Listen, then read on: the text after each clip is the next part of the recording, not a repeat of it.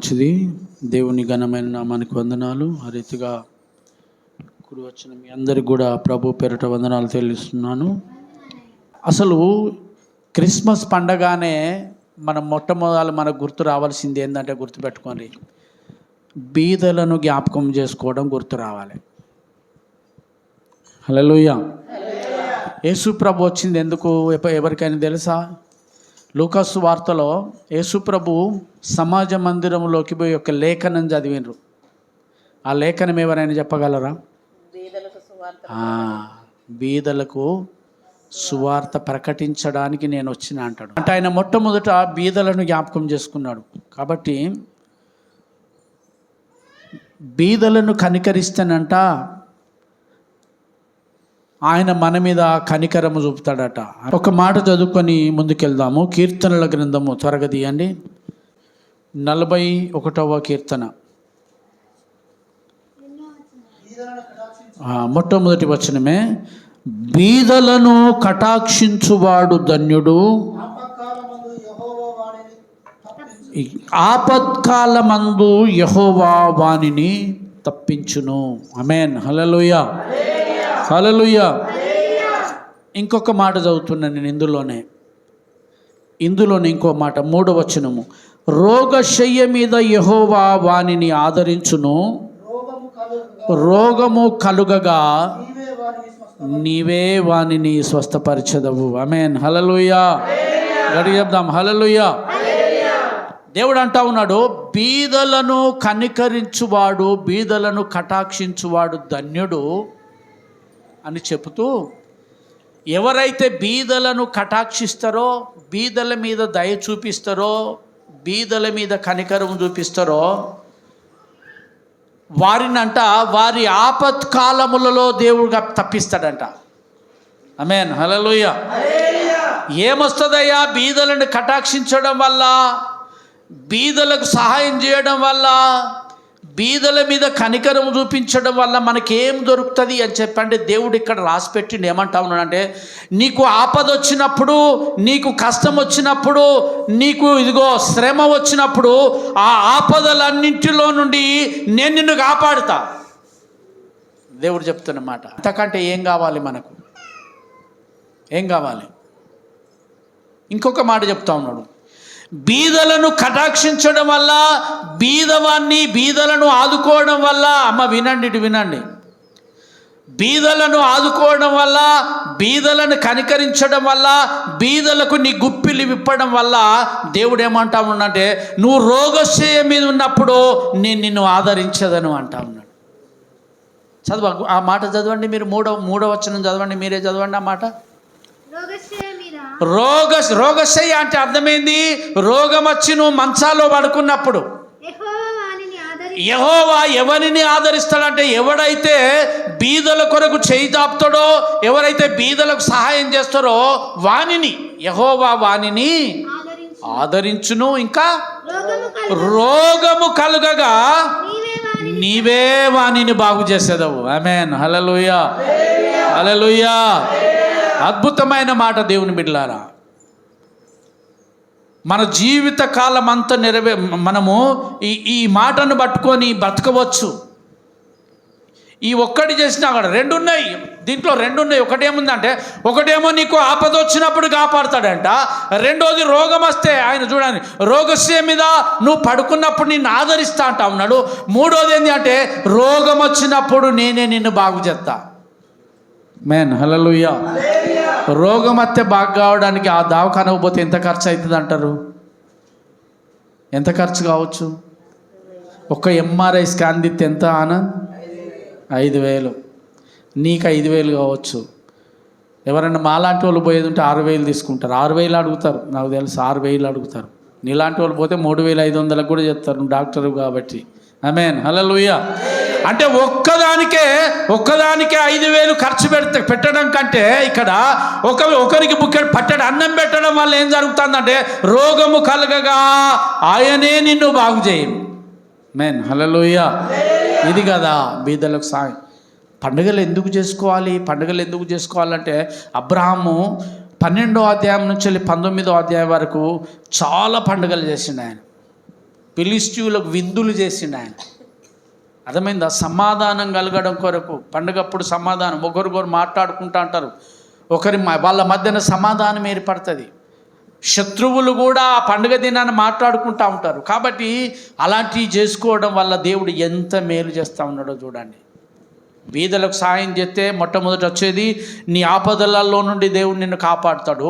రెండవది ఏంటిది అంటే, రోగస్య మీద ఎవడు ఆదరించినా ఆదరించకపోయినా, ఎవడు మాట్లాడినా మాట్లాడకపోయినా, ఎవడి దగ్గరికి వచ్చినా రాకపోయినా కూడా ఆయన నిన్ను ఆదరించును.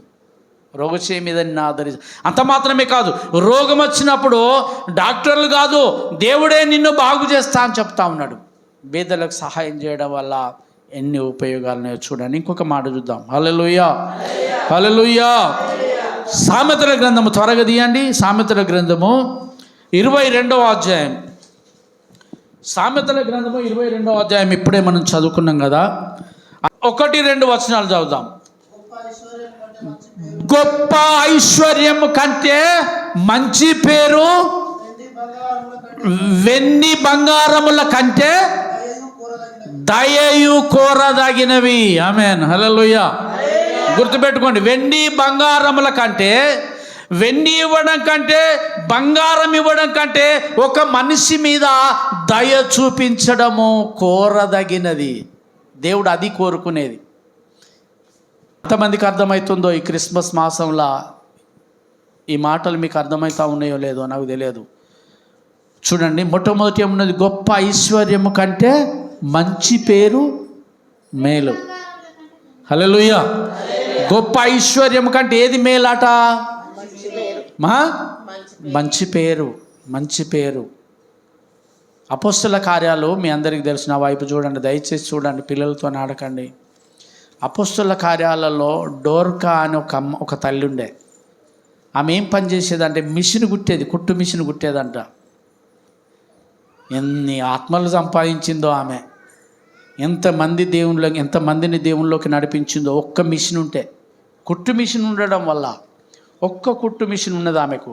ఆ ఒక్క కుట్టు మిషన్ ఉండడం వల్ల ఆమె ఎంతో మందిని ఆ మిషన్ ద్వారా దేవుని దగ్గరికి నడిపించింది. అందరిని పిలుచుకొని మాట్లాడుతూ వారి పాత వస్త్రాలు, చినిగిపోయిన వస్త్రాలన్నీ కుట్టేదంట. ₹1 తీసుకోకుండా కుట్టేదంట.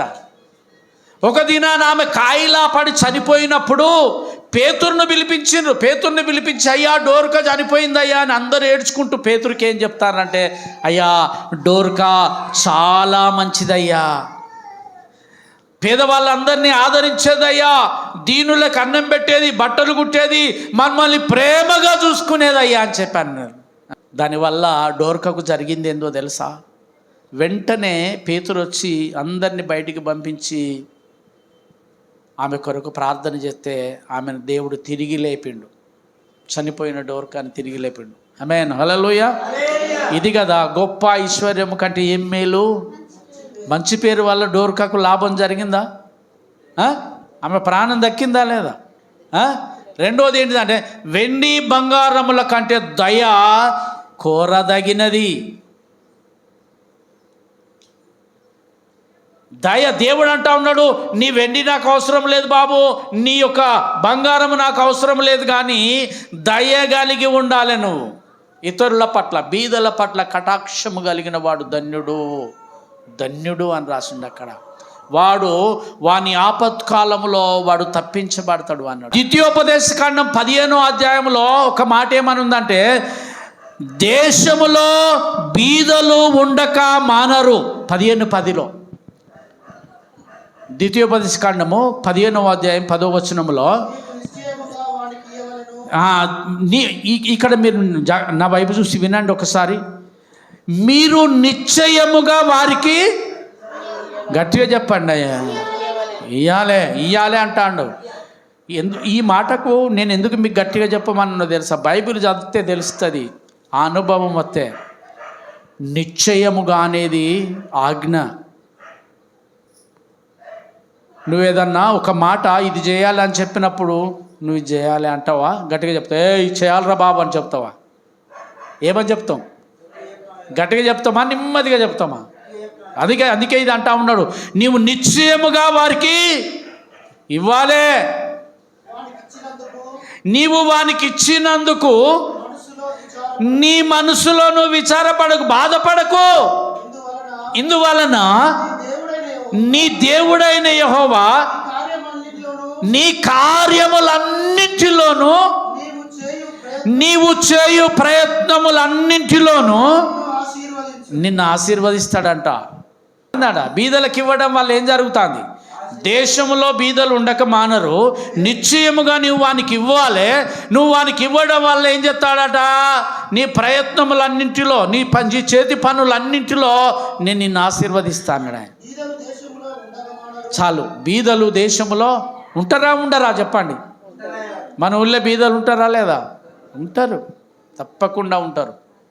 బైబిల్లో ఇంతకుముందు మనం చదివినాము, ధనవంతులను పుట్టించింది దేవుడేనాట, బీదలను పుట్టించింది దేవుడేనాట.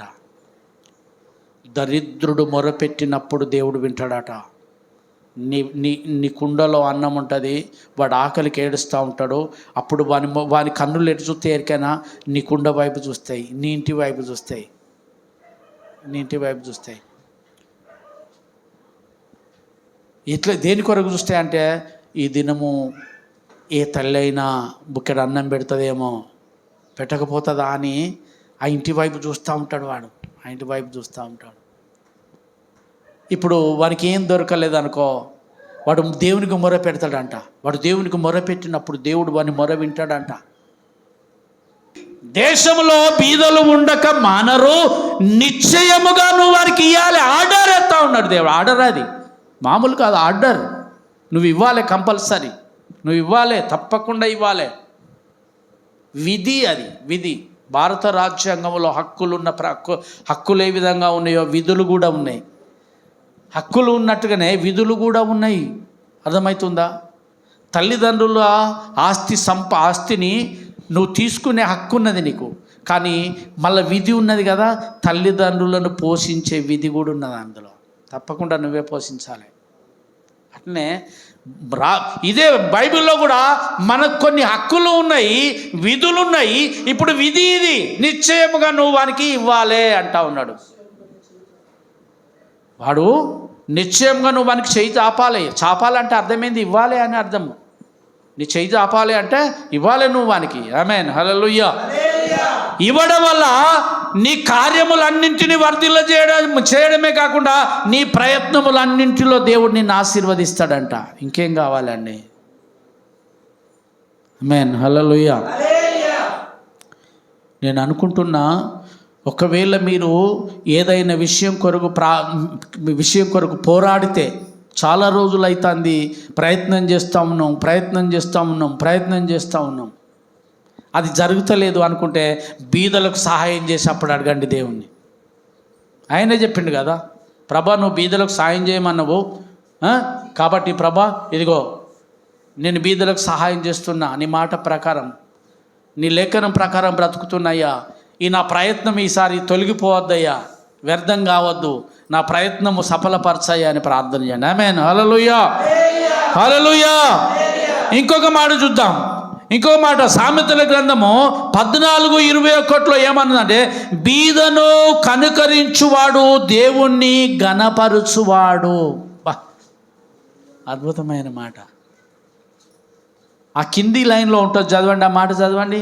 సామెతల గ్రంథంలోనే 14వ అధ్యాయము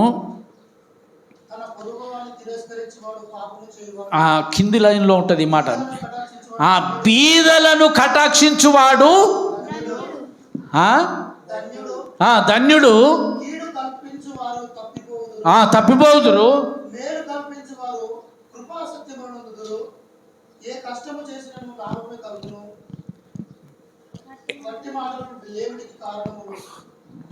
అక్కడ ఒక్క మాట ఏముందంటే, బీదలను కటాక్షించువాడు దేవుణ్ణి ఘనపరుచుచున్నాడు. ప్రైజ్ ద లార్డ్, హల్లెలూయా. దేవుణ్ణి బీదలను కనికరించడము అంటే అర్థమైంది అంటే దేవుణ్ణి ఘనపరచడమే. 31వ వచనంలో ఉన్నది ఈ మాట, నేను చదువుతున్నా చూడండి. బీదను కనికరించువాడు ఆయనను ఘనపరచువాడు. ఆమేన్, హల్లెలూయా. ఆయన అంటే ఎవరు? దేవుడు. దేవుని బీదలను కనుకరించేవాడట, దేవుణ్ణి గణపరచువాడట. దేవుణ్ణి గణపరచడం, బీదలకు సహాయం చేయడం అంటే అర్థమైందో తెలుసా? దేవుణ్ణి గణపరచడమే. చాలామంది అంటారు వాళ్ళు దేవుణ్ణి నమ్ముకున్నారయ్యా, వాళ్ళ చేతికి ఎముక ఉండదయ్యా అంటారు చాలామంది. ఎముక ఉండదయ్యా, దానం చేస్తారయ్యా, దాన ధర్మాలు చేస్తారయ్యా అంటారు. ఒకసారి మీరు ఈ మాట తెచ్చి చదవండి. అపొస్తలుల కార్యాలు 10వ అధ్యాయం 4వ వచనం చదవండి త్వరగా. అపొస్తలుల కార్యాలు 10వ అధ్యాయము 4వ వచనం త్వరగా చదవండి. అతడు దూత వైపు తేరి చూసి భయపడి, ప్రభువా ఏమని అడిగాను. అందుకు దూత, అమ్మ జాగ్రత్త వినండి, మొట్టమొదటి దూత మాట్లాడుతూ ఉంది, కొర్నేలుతో మాట్లాడుతూ ఉంది. కొర్నేలు అనే భక్తునితో మాట్లాడుతూ ఉంది. కొర్నేలు అనే భక్తుని దగ్గరికి దిగొచ్చింది దూత. దేవుడు దూతను పంపిండు కొర్నేలు అనే భక్తుని దగ్గరికి. కొర్నేలు అనే భక్తుని దగ్గరికి దేవుని దూత వచ్చింది. దేవుని దూత వచ్చి కొర్నేలి అని పిలిచింది. కొర్నేలు దూతకు భయపడి ప్రభువా ఏంది అని అడిగిండంట. ఏంది అని అడిగినప్పుడు దూత కొర్నేలుతో చెప్తున్న మాటలు వినండి. ఏమని మాట్లాడుతూ ఉన్నాడంటే, నీ ప్రార్థనలు, నీ ధర్మ కార్యములను ఏమి చేరినాయి అంట. ఏమేమి చేరినాయి? 2 చేరినాయి దేవుని దగ్గరికి. ఒకటి ప్రార్థన, రెండోది ఏంటిది? అంటే క్రైస్తవ జీవితంలో 2 ఉండాలా, ఒకటే ఉండాలా? ప్రార్థన చేస్తే సరిపోద్దా? ధర్మకార్యాలు ఉండాలా, ఉండకూడదా? కొర్నేలు అనే భక్తుని ధర్మకార్యాలను చూసి ఆయన ప్రార్థన విని దేవదూతే కొర్నేలు దగ్గరికి దిగి వచ్చిందంట. దిగొచ్చి కొర్నేలుతో మాట్లాడుతూ ఉంది. ఇదిగో కొర్నేలు, నీ ప్రార్థన, నీ ధర్మ కార్యాలు దేవుని దగ్గరికి చేరినాయ్యా. హల్లెలూయా.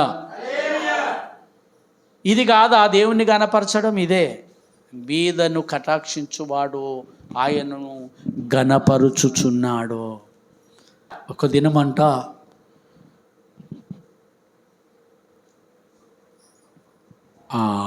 భక్త సింగ్ అనే దైవజనుడు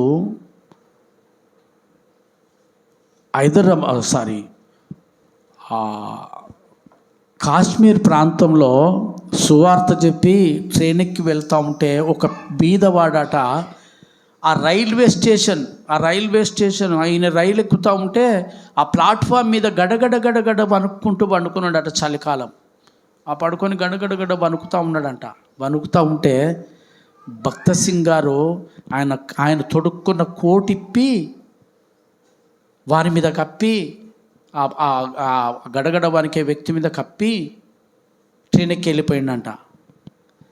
కొంతకాలానికి భక్త సింగ్ గారు చనిపోయిన తర్వాత భక్త సింగ్ గారు ఇచ్చిన కోటు ఉన్నది కదా, పేదవానికి ఇచ్చిన కోటు, ఆ కోటు అట దేవుని దగ్గర ఇగో ఇట్లా కొయ్యకు తగిలించి ఉన్నదట. ఈయన పోయేసరికి ఎదురుకున్నదంట భక్త సింగ్ గారి కోటు. భక్త సింగ్ బాగున్నావా అని దేవుడు అడిగిన తర్వాత, ప్రభా ఇది నాది కదా, ఇది ఇక్కడెక్కుంది, నేను ఫలానా వ్యక్తికి ఇచ్చిన కదా అని అన్నాడట భక్త సింగ్. అప్పుడు దేవుడు అన్నాడట, ఆయనకి ఇస్తే అది నా దగ్గరికే వస్తుంది. ఆమేన్, హల్లెలూయా. అందరు చెప్పండి, ఆయనకి ఇస్తే అది నా దగ్గరికే. చెప్పండి అందరు. ఆ బీదవానికి ఇచ్చింది ఎక్కడికి వస్తుందట? మరి దేవునికి మనం బీదవాళ్ళకి ఇస్తే ఎక్కడికి పోద్దో? మన బీదవాళ్ళకి ఇచ్చింది ఎడికి పోతుంది? చెప్పండి, ఎక్కడికి పోద్ది? అది దేవుని దగ్గరికే పోతుంది. ఆమేన్, హల్లెలూయా. మత్తయి సువార్త 6వ అధ్యాయంలో ఏమంటే, మీరు భూమి మీద ధనమును సంపాదించుకొనకుడి. మరి ఏం చేయాలి? అందరు సంపాదించుకుంటలేరా? లోకమంతా సంపాదించుకుంటలేరా? మరి దేవుడు ఎందుకు సంపాదించుకోవద్దంటాడు? మీరు భూమి మీద ధనము సంపాదించుకొనకుడి, ఇక్కడ ఏం కూడా చిమ్మటయు తుక్కు తినివేయును, దొంగలు దోసుకుంటారు కన్నమేసి. కాబట్టి పరలోకమందు మీ కొరకు ధనము సంపాదించుకొనుడి. అచ్చడ చిమ్మట ఉండది, తుప్పు పట్టది, భద్రంగా ఉంటుంది దేవుని దగ్గర మీ సొమ్మంతా. ఆమేన్, హల్లెలూయా. ఇప్పుడు భక్త సింగ్ గారి సొమ్ము భద్రంగా ఉన్నట్టుగా దేవుని దగ్గర మనము బీదలకు సహాయం చేసింది అంత ఎక్కడ ఉంటుందా అంటే దేవుని దగ్గర భద్రంగా ఉంటుందంట. భద్రంగా. ఇక్కడ నుండి చాలామంది మనం పాట పాడుతాం, మెడలు మిద్దెలు మేలగు సరుకులు పాడై కనబడవే నిజముగా, ఎట్లు వాచితిమో ఈ లోకమునకు అట్లే వెళ్ళవలెన్ పరముకు. ఎట్లా వచ్చినాం ఈ లోకానికి చెప్పండి మీరు? ఎట్లా వచ్చినాం? బంగారు వస్త్రాలు ధరించుకొని వచ్చినమా? చెవులకు పోగులుండేనా? మెడకు బంగారు గొలుసు వేసుకొని అత్తి మా భూమి మీదకి? మీరు ఒక మాట చెప్పండి నాకు, మీరు అక్కడి నుండి వచ్చేటప్పుడు మీ పేరు మీద ఎకరం భూమి రాయించుకొని వచ్చిండ్రా? ఎవరికైనా ఎకరం భూమి రాయించుకున్నారా? మరి ఎట్లా వచ్చిండ్రు? ఉత్త చేతులతోనే వచ్చినాం మనము. మళ్ళీ పోయేటప్పుడు మన ఇంటి పేపర్లు పట్టుకుపోదా? పట్టుకుపోతామా లేదా? మొన్న మన తల్లిగారు ఏస్తేరమ్మ గారు ఏమేమి తీసుకెళ్ళిందో, అందుకే భక్తుడు రాస్తాడు, ఎట్లు వచ్చితిమో ఈ లోకమునకు అట్లే వెళ్ళవలెన్. ఉత్తగానే వచ్చినాము, ఉత్త చేతులతోనే వచ్చినాము, మళ్ళీ ఉత్త చేతులతోనే వెళ్ళిపోవాలి. ఆమేన్, హల్లెలూయా. ఇప్పుడు నేను అడుగుతా, నా వైపు చూడండి దయచేసి అందరూ. ఇప్పుడు మనం ఉత్తగానే వచ్చి ఉత్తగానే వెళ్ళిపోతే మరి ఏం ప్రయోజనం అండి? అంతేనా కాదా? ఢిల్లీకి పోయి ఉల్లిగడ్డ దిగపోతే ఎట్లా? మా తండ్రి గారు, ఆత్మీయ తండ్రి గారు ఒక ఆయన ఉండే, చిన్నప్పయ్య గారు. ఆయన నేను వరంగా జైల్లో రక్షించబడడానికి బాగా ప్రయాసపడ్డ దైవజనుడు. ఆయన ఏమనేది తెలుసా? ఆయారాం గయారాం అనేది. అంటే వచ్చిండు, ఏం ప్రయోజనం? తిప్పడేదో అంటారు, తిప్పడు కొండపల్లి. హల్లెలూయా. తిప్పడు ఏం చేసిండంట? మా ఊళ్ళే ఒకటి బియ్యడు అని ఉండే, బియ్యడు, మన పేరే బియ్యడు. చాలామంది మనోళ్ళు డ్రామాలు వేసేది, వేషాలు కట్టి. ఒకరోజు డ్రామా అయిపోయింది. ఆ డ్రామా అయిపోయింది, ఈ ప్రజలు అందరు ఎటోళ్ళు అటు వెళ్ళిపోయిన తర్వాత ఒక డీలర్, కుంటిసారే ఆయన పేరు, కుంటోడు. ఈ కుంటిసారే ఉన్న బియ్యడు మిగిలిండంట. ఈ బియ్యంతో కుంటిసారే అన్నాడట. అంటే అరే బియ్యం నన్ను ఇంటికాడ తోలేత్తు రారా అన్నాడంట. అంటే మరి నన్ను ఎవరు తోలేస్తారా అని వాడు అన్నాడట. అంటే నేను నిన్ను తోలేత్త తీయరా అన్నాడంట. సరే మంచిది పా అన్నాడంట. వీళ్ళిద్దరు కలిసి మొట్టమొదలు కుంటిసారే ఇంటికి పోయిందట. ఆడికి పోయినప్పుడు ఏం చేయాలి? పోయిందే తోలు రావడానికి కదా. ఆడికి పోయిన తర్వాత మళ్ళీ నన్ను తోలేత్తరా అన్నాడట బియ్యడు. అంటే మళ్ళీ వాడి ఇటు వచ్చిండు. ఆ రాత్రంతా అట్లే తిరుక్కుంటున్నారంట. వీడు వానింటికాడ తోలు. మన బతుకు కూడా అంతేనా భూమి మీద? అంతేనా కదా? మనం తిరగడమే. ఇక్కడ తిరిగి ఏం లేదు ప్రయాస. గమ్యాన్ని చేరుకునేటప్పుడు ఉత్త చేతులతో దేవుని దగ్గరికి వెళ్ళిపోతే ప్రయోజనమే ఉన్నది. కాబట్టి ఇక్కడ సంపాదించుకొని పోవాలి. అవి ఇక్కడ సంపాదించుకునేటివే అవి ఉన్నాయి కదా, అవి అక్కడ ఉన్నాయి మనకు. అవి మీకు అక్కడ ఉంటాయి. మీకు అక్కడ ఉండే బాపత్ ఏదయ్యా అంటే మీరు తిన్నది ఉండదు, మీరు సంపాదించుకొని మీ బిడ్డలకి ఇచ్చింది ఉండదు, మీరు కూడబెట్టుకున్నది ఉండదు. అర్థమవుతుందా? మీ పేరు మీద ఉన్న ఆస్తులు కూడా అక్కడ ఉండయి. మరి ఏది ఉంటుందయ్యా అంటే మనము దానము చేసింది ఒక్కటి మాత్రమే అక్కడ ఉంటుంది దేవుని దగ్గర. అందుకే ఆయన అంటాడు, ఎంత అద్భుతమైన మాట, బీదను కనకరించువాడో దేవుణ్ణి గణపరుచుచున్నాడో. ఆమేన్, హల్లెలూయా. ఇంకొక మాట చూద్దాము. ఇంతకుముందు 14:31 బీదను కనుకరించువాడు యెహోవాను గణపరచువాడు అని ఉంది కదా. 21:13 చూడండి ఒకసారి. ఇదే సామెతల గ్రంథంలో 21వ అధ్యాయము 13వ వచనం కూడా చూద్దాం. 21:13 వచనాన్ని నేను చదువుతున్న వినండి. దరిద్రుల మొర్ర వినక చెవి మూసుకొనివాడు తాను మొర్ర పెట్టినప్పుడు అంగీకరించబడడు. హల్లెలూయా. చాటున ఇచ్చిన బహుమానము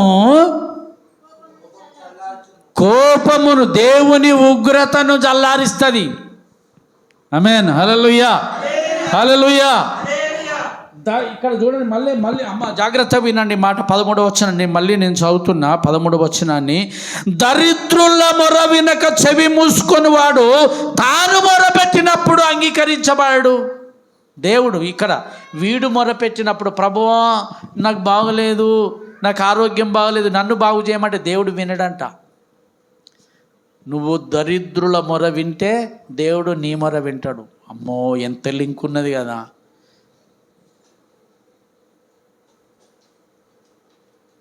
యేసుప్రభు ఒక మాట్లాడాడు బైబిల్లో, భయంకరమైన మాట. దరిద్రులను చూసి ద్వేషించకు అంటాడు. దరిద్రులను, భిక్షగాళ్ళను, దరిద్రులను చూసి నువ్వు ద్వేషించద్దు. ఎందుకంటే వాళ్ళను పుట్టించింది నేనే వాళ్ళను పుట్టించిన కదా. వాళ్ళను నువ్వు ద్వేషిస్తానమంటే నన్ను ద్వేషించినట్టే. ఆమేన్. హల్లెలూయా. వాళ్ళను తృణీకరిస్తే, వాళ్ళ మొర వినకపోతే నువ్వు నా మాట వినని కిందనే లెక్క. దేవుడు ఆ మాట అంటాడు. ఇదే ఇప్పుడు మనం చదువుకున్నాం కదా కీర్తన గ్రంథము 22వ కీర్తనలో కూడా ఒక మాట చూడండి. 9వ వచనం చూడండి, నేను చదువుతా. దయా దృష్టి గలవాడు తన ఆహారములో కొంత దరిద్రునికిచ్చును, అట్టివాడు, చెప్పండి, అట్టివాడు, అందరూ చెప్పండి, అట్టివాడు ఎవడు దీవెననొంతడు? దీవెన ఎవరికి వస్తుందట అంటే, మళ్ళీ చూడండి ఇక్కడ, దయా దృష్టి గలవాడు తన ఆహారములో ఎవరికైతే కొంత పెడతాడో వాడు దీవెననందును. నువ్వు తినే దాంట్లోకి వెళ్ళి కొంత పెట్టడం వల్ల నీకు దీవెనలు వస్తాయి. ఉత్తగానే రావు దీవెనలు, షరతులు వర్తిస్తాయి. అంతేనా కదా? షరతులు ఏమవుతాయి? వర్తిస్తాయి. ఓ రోజు టీవీలో ఒక వార్త వచ్చింది, 500కే టీవీ అని వచ్చింది. మేము విన్నాం, 500కే నాట కదా అని పోయినాం. మేమిద్దరం, పాస్టమ్మ నేను పోయినాం, షాప్కి పోయినాం. ఆడ షరతులు వర్తిస్తే, అయ్యా ఇప్పుడు ఇచ్చేది 500 కానీ దీనికి ప్రతి నెలకి ఇంత కట్టాలి అన్నాడు ఆడు. మళ్ళీ నెల ఈఎంఐ కట్టాలి. కానీ ఇచ్చుడేమని ఇచ్చిండు? 500కే టీవీ, కొత్త టీవీ. షరతులు. యేసు ప్రభు దగ్గర కూడా షరతులు ఉన్నాయి, జాగ్రత్త. దీనినే దేవుని చట్టం అని రాయబడి ఉంది. దేవుని చట్టం ఇది. అందుకే నిశ్చయముగా నువ్వు వానికి ఇయ్యాలి అన్నాడు ఆయన. నిశ్చయముగా నువ్వు నీ చెయ్యి జాపాలి అని చెప్పన్నాడు. ఆమేన్. హల్లెలూయా. మీరు వింటా ఉన్నారు కదా ఈ మాటలు, మీరు వింటా ఉన్నారు కదా. ఇది మనకు చెప్పినట్టేనా? చెప్పండి, అందరు చెప్పండి, మనకు చెప్పినట్టా కాదా? ఎవరి కొరకు ఇది? మన కొరకేనా? మరి మనం ఇది చేయాలా వద్దా? నాకు చెప్పండి, గట్టిగా చెప్పండి. చేయాలా వద్దా? చేయాలి కదా. వ్యర్థంగా రాసి పెట్టలే. ఈరోజు నేను వ్యర్థంగా, దేవుడు నాతోని మీకు వ్యర్థంగా చెప్పించడం లేదు. చేస్తే ఏమవుతుందో కూడా ఒక మాట చదువుదాం త్వరగా. ఇదే సామెతల గ్రంథములో చూడండి ఒకసారి, 21:13 చదివినాం కదా. ముందుగా ఒక మాట చూద్దాం. యోబు గ్రంథం త్వరగా తీయండి. ఒక భక్తుడు ఏ విధంగా చేసిండో చూద్దాము. కోర్నేలి ధర్మకార్యాలు చేసిండు. యోబు గ్రంథము 31వ అధ్యాయము త్వరగా తీయండి. యోబు గ్రంథము 31వ అధ్యాయంలో కొన్ని మాటలను చదువుదాం. యోబు 31 తీసినా తీస్తే 16వ వచనం నుంచి చదువున్నాను. 16వ వచనం నుంచి చదువుదాము. 31:16 వచనాన్ని ఇక్కడ చూడండి. బీదలు ఇచ్చయించిన దానిని నేను బిగబట్టిన ఎడలను, విధవరాండ్ర కన్నులు క్షీణింపజేసిన ఎడలను, తల్లిదండ్రులు లేని వారిని నా అన్నములో కొంచెమైనను తిననీయక నేను ఒంటరిగా భోజనము చేసిన ఎడలను, ఎవడైనను వస్త్రహీనుడై వచ్చుట నేను చూడగను, బీదలకు వస్త్రము లేకపోవుట నేను చూడగను. వారి దేహములు నన్ను దీవింపకపోయిన ఎడలను, వారు నా గొర్రెబొచ్చు చేత వేడిమి పొందపోయిన ఎడలను, గుమ్మములో సహాయము దొరుకుననుకొని తండ్రి లేని వారిని నేను అన్యాయము చేసిన ఎడలను. ఆ కింద దిక్కులేనివాడు తండ్రి భావముతో నన్ను భావించి నా యొద్ద పెరిగాను అంటాడు ఆయన. ఏమేమి రాస్తా ఉన్నాడు చూడు. ఇవన్నీ చేసి ఆ కింద కొన్ని మాటలు చెప్తాడు. కింద నేను ఇలాగూ చేయలేదా అంటాడు. ఆమేన్, హల్లెలూయా. ఇవన్నీ నేను చేయలేదా అంటాడు. ఏం చేసిండట? బీదలు ఇచ్చేయించిన దాన్ని దేవుడు యోబు బిగబట్టలేదట. ఆమేన్, హల్లెలూయా. బిగబట్టడం అంటే తెలుసు కదా, జేబులో దాచుకొని భద్రంగా కాపాడుకోవడమే దాన్ని బిగబట్టడం. ఇక్కడ బీదలు ఇచ్చిన దాన్ని నేను బిగబట్టిన ఎడల అన్నాడు. రెండోది, విధవరాళ్ళ కన్నులు. విధవరాళ్ళు పండగకు ఏమన్నా ఇస్తారు పాస్టర్లు, ఏమన్నా ఇస్తారు సేవకులు, ఏమన్నా సంఘము చర్చిలో ఏమైనా దొరుకుద్దేమో అని వస్తా అంటారు. వాళ్ళకి ఏం చేద్దాడా, వాళ్ళు చూస్తారు. పండుగ కొరకు ఎదురు చూసే వాళ్ళు చాలామంది ఉన్నారు. విధవరాళ్ళ కన్నులు క్షీణింపజేసిన ఎడల అంటాడు. కింద చూడు, తల్లిదండ్రులు లేని వారిని నా అన్నంలో పెట్టకపోతే నేను అసలు నా బతికేంది అంటాడు ఆయన. అన్నం పెట్టాలన్నట్ట పెట్టకూడదా చెప్పండి? ఆయన అంటాడు నేను తినే అన్నములో అంటాడు. ఇంకా చూడండి, ఎన్నడూ ఆయన ఒంటరిగా భోజనం చేయలేదంట యోబు. ప్రైజ్ ది లార్డ్, హల్లెలూయా. అందుకే యోబును గురించి ఆ 2వ అధ్యాయంలో ఒక మాట ఏమని ఉంటుందంటే, సాతానా ఎక్కడి నుండి వస్తూ ఉన్నావని సాతానుని దేవుడు అడిగితే, నేను భూమి మీద అటు ఇటు తిరుగులాడుచు అన్ని చూసొస్తున్నాయా అన్నాడంట. అప్పుడు దేవుడు అన్నాడంట, భూమి మీద యోబు అనే నా సేవకుడు ఉన్నాడు కదా, అతడు యథార్థవంతుడు, న్యాయవంతుడు, దేవుని యందు భయభక్తులు గలవాడు అని సాక్ష్యం ఇచ్చిండట దేవుడు. ఆమేన్, హల్లెలూయా. ఇది దేవుడే సాక్ష్యం ఇచ్చిండు. ఎందుకొరకంటే ఇవన్నీ చేసిండు ఆయన. బీదలు బిగబట్టింది ఇవ్వకుండా లేడు, విధవరాళ్ళ క్షణులు క్షీణింపజేయలేదు, విధవరాళ్ళకు సాయం చేసిండు, తండ్రి లేని వారికి సాయం చేసిండు. ఆయన ఇంటికి ఏదైనా కావాలని వచ్చినప్పుడు ఎవరిని ఒట్టి చేతులతో నేను పంపించలేదు అంటాడు యోబు. అందుకే యోబు అంగీకరించబడిండు. ఆమేన్. మనం అంత చేయకపోవచ్చు. ఆమేన్, హల్లెలూయా. కానీ భక్త సింగులాగా మన శరీరం మీద ఉన్న ఇది ఇచ్చే అవకాశం ఉంది, మనకు ఉందా లేదా? హల్లెలూయా. ఇది మనము సంవత్సరాంతం కదా, ఇది ఒక్క పండుగ, అద్భుతమైన పండుగ ఇది. ఇతరులకు సాయం చేయడానికి మనము పరలోకంలో డబ్బు సంపాదించుకోవడానికి, ధనం సంపాదించుకునే అవకాశం ఇది. ఆమేన్, హల్లెలూయా. చివరి మాట చదివి నేను ప్రార్థన చేస్తా. చివరి మాట బైబిల్లో చాలా ఉన్నాయి. అపొస్తలుల కార్యాలలో పేతురు అయితే 3వ అధ్యాయం 6వ వచనములో అంటాడు, 3:6లో, వెండి బంగారములు మా యొద్ద లేవు కానీ మాకు కలిగినదే నీకు ఇస్తున్నా అంటాడు పక్షవాయువు గలవానితో. అపొస్తలుల కార్యం 3వ అధ్యాయం, శృంగారం అనే దేవాలయం దగ్గర పుట్టుకతో కుంటివాడైన భిక్షగాడు అడుక్కుంటా ఉంటే, పేతురు యోహానులు ఆ వైపున వెళ్తూ ఉంటే, ఆ భిక్షగాడు వీళ్ళ దగ్గర ఏదైనా దొరుకుద్దేమో అని చెప్పని ఆశపడ్డప్పుడట వాడిని పేతురు అప్పుడు వాడిని చూసి ఈ మాట మాట్లాడిండు, బాబు వెండి బంగారాలు మా దగ్గర లేవు, మాకు కలిగిందే నీకు ఇస్తున్నా, నీ పరిపెత్తుకొని నడువమన్నారు వాళ్ళు. వెంటనే కుంటివాడు బాగా అయిపోయాడు. ఆమేన్, హల్లెలూయా. అంటే వెండి బంగారాలు సహాయం చేసేవాళ్ళు. ఇంకో మాట చదివి ప్రార్థన చేసుకుందాము. ఇప్పుడు అందరిది అండి ఈ మాట, సామెతల గ్రంథము 19వ అధ్యాయం. అందరిది అండి ఈ మాట చదివి ప్రార్థన చేసుకుందాం. సామెతల గ్రంథము 19వ అధ్యాయాన్ని 17వ వచనం చదవండి ఒకసారి. బీదలను కనికరించువాడు యెహోవాకు. ఆమేన్, హల్లెలూయా. బీదలను కనికరించువాడు ఎవరికి అప్పించువాడట? అంటే బీదలకు ఇచ్చింది ఎవరి దగ్గరికి పోతుంది? ఆయన లెక్కలు రాసుకుంటాడు. నాకు కోరినెలు అప్పించిండు, నాకు ఆనంద్ అప్పించిండు, నాకు పుష్పక్క అప్పించింది అని. అంటే నువ్వు బీదలకు ఇచ్చిందంతా దేవుని దగ్గర నీ ధనం రాసున్నది అక్కడ. నువ్వు అప్పించిన కింద అప్పులాగా రాసుకుంటా ఉన్నాడు నువ్వు చేసిన సహాయాన్ని. ఆమేన్, హల్లెలూయా, హల్లెలూయా. మనకు తెలుసు కదా, ఆ సామాన్య కొడుకు చిన్న పోరుడు ఓ రోజు కరెంటు బిల్లు కట్టమని వాడు దాచుకున్న మొత్తం కవరే తీసుకొచ్చి ఆడేసిండు. చిల్లర పైసల కానుంచి ఇచ్చేసినాడు. ఎవరికి ఇచ్చినట్టు? దేవుడు అప్పుల రాసుకున్నాడు. అది దేవుని అప్పు, దేవుని దగ్గర అప్పు ఉన్నది. బీదలను కనుకరించువాడు యెహోవాకు అప్పిచ్చువాడు. కింద చదవండి, అద్భుతమైన మాట. ఆ మాట చదవండి. వాని ఉపకారమునకు ఆయన ఏం చేస్తాడంట? వాని ఉపకారమునకు దేవుడు ప్రత్యుపకారం చేస్తాడంట. ప్రత్యుపకారం అంటే తిరిగి నీకు ఇస్తాడు, తిరిగి చెల్లిస్తాడు ఆయన. ఇప్పుడు 2 లాభాలు ఉన్నాయి బీదలకు సాయం చేయడం వల్ల. ఇందులో ఏమేమో చెప్తారా? నాకు మీకు ఎంత ఉన్నదో చెప్తా నేను, నాలెడ్జ్.